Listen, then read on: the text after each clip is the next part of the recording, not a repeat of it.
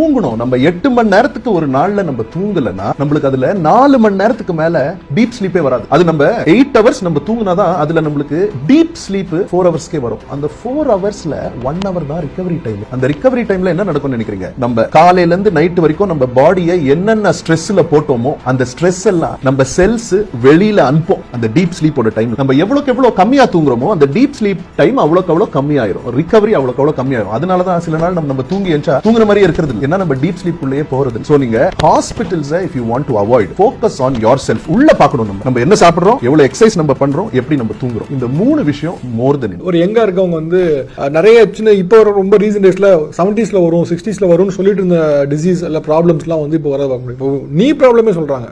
Early 20ஸ்ல இருக்கவங்களே எனக்கு நீ problem இருக்குது அப்படிங்கிறாங்க. Heart related problems, cardiac problems இருக்காங்க. ஏன் இவ்வளவு ரொம்ப சோ ஏர்லி? சோ இப்போ வந்து என்னன்னா நம்ம உலகத்துல கண்டாமினன்ட்ஸ் இன்க்ரீஸ் ஆகிட்டே போகுது. கண்டாமினன்ட்ஸ்னா டாக்ஸின்ஸ். இப்போ ஃபார் எக்ஸாம்பிள் எடுத்தீங்கன்னா நம்ம ரைஸ்லேயே ஆர்சனிக்னு ஒரு டாக்ஸின் இருக்கு. அது நம்ம நிறைய பேருக்கு தெரியாது. அந்த மாதிரி எந்தெந்த ஃபுட்டில் என்னென்ன இருக்கோ அது நம்மளுக்கு we don't know. ஸோ நம்ம எவ்வளோக்கு எவ்வளோ நம்ம பாடியை ஒரு மாதிரி இன்ஃப்ளமேஷனில் வச்சுருக்கோமோ, தப்பான ஃபுட்டு சாப்பிட்டு ஆக்டிவிட்டீஸ் சரியாக பண்ணாமல் அவ்வளோக்கு அவ்வளோ நம்ம பாடி வந்து டிசீஸ் ஸ்டேட்டஸுக்கு போகும். எக்ஸசைஸ் வந்து எதுக்கு இம்பார்ட்டன்ட்னா நம்ம பிரெயினை யங்கா வைக்கிறதுக்கு. ரிசர்ச்ல என்ன சொல்லுதுன்னா நீங்க மசில்ஸ் மேல எவ்வளோக்கு எவ்வளோ நீங்க ப்ரெஷர் போடுறீங்களோ உங்க மூளையில அவ்வளோக்கு அவ்வளோ எக்ஸ்ட்ராவா நியூரான்ஸ் வருதான். ஸோ ரெண்டாவது எக்ஸசைஸ். மூணாவது என்னவா இருக்கும் நீங்க நினைக்கிறீங்க? ஸ்லீப். தூங்கணும். நம்ம 8 மணி நேரத்துக்கு ஒரு நாள்ல நம்ம தூங்கலன்னா நம்மளுக்கு அதுல 4 மணி நேரத்துக்கு மேல டீப் ஸ்லீப்பே வராது.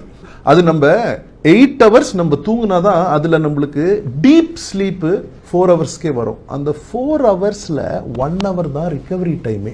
அந்த ரிகவரி டைம்ல என்ன நடக்கும்னு நினைக்கிறீங்க?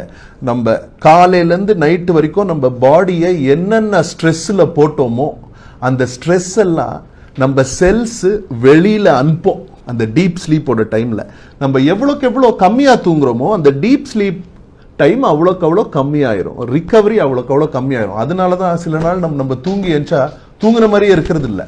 ஏன்னா நம்ம டீப் ஸ்லீப்குள்ளேயே போகிறது இல்லை. ஸோ நீங்கள் ஹாஸ்பிட்டல்ஸை if you want to avoid focus on yourself உள்ள பார்க்கணும். நம்ம என்ன சாப்பிட்றோம், எவ்வளோ எக்ஸசைஸ் நம்ம பண்ணுறோம், எப்படி நம்ம தூங்குறோம். இந்த மூணு விஷயம் மோர் தென் இனஃப்.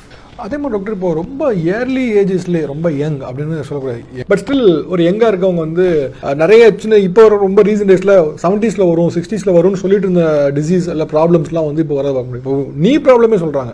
ஏர்லி 20ஸ்ல இருக்கவங்களே எனக்கு நீ ப்ராப்ளம் இருக்குது அப்படிங்கிறாங்க. Heart related problems, cardiac problems இருக்காங்க. ஏன் இவ்வளவு ரொம்ப சோ ஏர்லி? ஸோ இப்போ வந்து என்னன்னா நம்ம உலகத்துல கண்டாமினன்ட்ஸ் இன்க்ரீஸ் ஆகிட்டே போகுது. கண்டாமினன்ட்ஸ்னா டாக்ஸின்ஸ். இப்போ ஃபார் எக்ஸாம்பிள் எடுத்தீங்கன்னா நம்ம ரைஸ்லேயே ஆர்சனிக்னு ஒரு டாக்ஸின் இருக்கு. அது நம்ம நிறைய பேருக்கு தெரியாது. அந்த மாதிரி எந்தெந்த ஃபுட்டில் என்னென்ன இருக்கோ அது நம்மளுக்கு we don't know. ஸோ நம்ம எவ்வளோக்கு எவ்வளோ நம்ம பாடியை ஒரு மாதிரி இன்ஃப்ளமேஷனில் வச்சுருக்கோமோ, தப்பான ஃபுட்டு சாப்பிட்டு ஆக்டிவிட்டீஸ் சரியாக பண்ணாமல் அவ்வளோக்கு அவ்வளோ நம்ம பாடி வந்து டிசீஸ் ஸ்டேட்டஸுக்கு போகும்.